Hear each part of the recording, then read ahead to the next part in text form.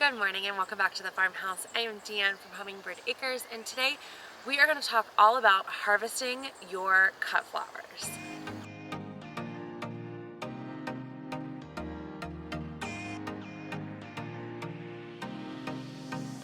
Cut flowers have become a staple for our kitchen table, as well as something that we stock our market stand with just about every day. And there are some key tips when it comes to harvesting your flowers to make sure that they last longer in the vase. And the first tip is you want to make sure that you are harvesting in the coolest part of the day. So on days that I'm going to harvest, I always set my alarm just a little bit earlier so that I can be out here before the sun comes up and touches the flowers. This way, the shock of when I cut the flowers isn't as big and it's not as hot and soaking all of that water out. By harvesting in the coolest part of the day, especially the morning, you're also making sure that there is a lot of water in the stems and the leaves of your flowers. The next thing you want to have when you are getting ready to cut your flowers is you want to make sure that you have very clean containers and very clean snips. Bacteria is the #1 killer of cut flowers in a vase, so you want to make sure that all of your equipment is extremely clean. We clean all of our buckets and our pruning shears with a light bleach solution after every harvest. Now when it comes to buckets, you can really use just about anything that will hold water. My mother-in-law uses OxiClean and collects these OxiClean buckets for us, which work great. I know that I have seen other people visit the florist section of the grocery store and ask them for their leftover flower buckets, and they are normally very happy to give them away. You can also order those flower buckets online. We just use what we have around the farmhouse and it works just great. But the key to this tip is making sure that your containers and your clips, your snips, are as clean as possible. So a light bleach solution after every harvest is key. When you are ready to harvest, you want to fill your buckets with cold water. I like to keep my harvesting organized so that when it comes to arranging, that part is also really easy and I know what I have. So I do 1 bucket per type of flower. And in today's case, because I'm only harvesting zinnias and basils, and I have 2 different types of, not really types, but I have some really big zinnias and I have some really tiny zinnias. So I got a bucket for my big ones, I have a bucket for my small zinnias, and I have a bucket for my lemon basil. That way when it comes time to arrange these, it's really easy to pull out what I need. I'm going to start here by harvesting some of these zinnias. Now with zinnias, you want to make sure you do the wiggle test. So you want to hold below a set of leaves and shake, and if the stem stays vertical, then it is ready to cut. So we know this one is ready to cut. And the second thing we're going to do is we're going to cut really deep. So you can see this stem goes all the way down and it branches all the way down here. I'm going to cut it right there at its branching spot.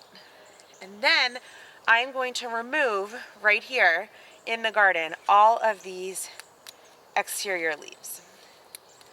Normally I remove these and then later on in the day the kids come and collect them all and put them in compost. You're removing the leaves because the leaves can also cause bacteria in the vase, and we don't want that because we want these to last really long.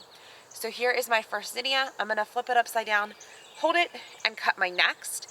The more you do this, the more you'll find a rhythm of cutting, stripping, and holding until you get to an amount of like say 10 or 12, and then I normally go and add them into my bucket.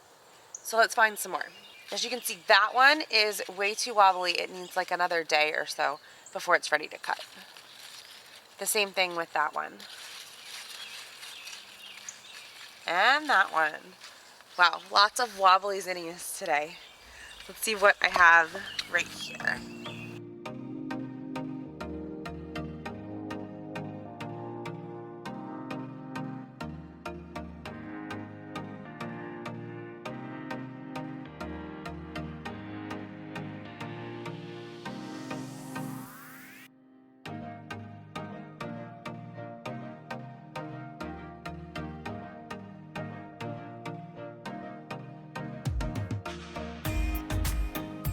Something else that I make sure I do when I am harvesting is I harvest the ones that really just don't look as pretty as I might use in a vase.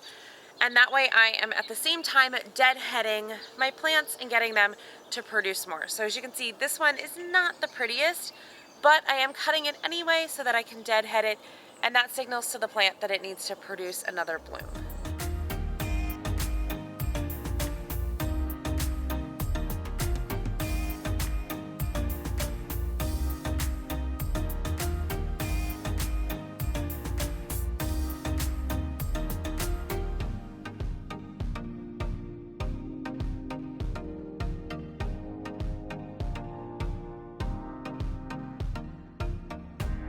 So I've gotten most of the bigger zinnias. I am going to now work on the smaller ones in a new bucket.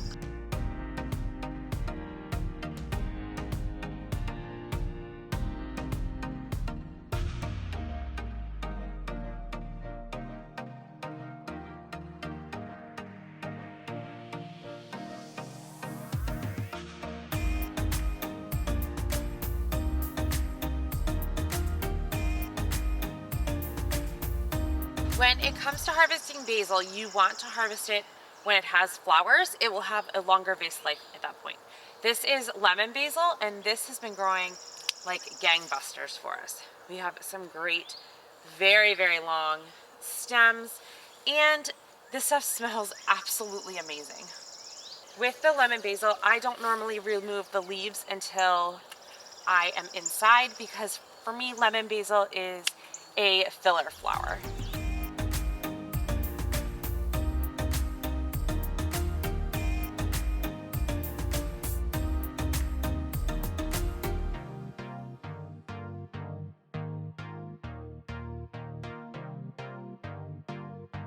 That is all I am going to harvest today.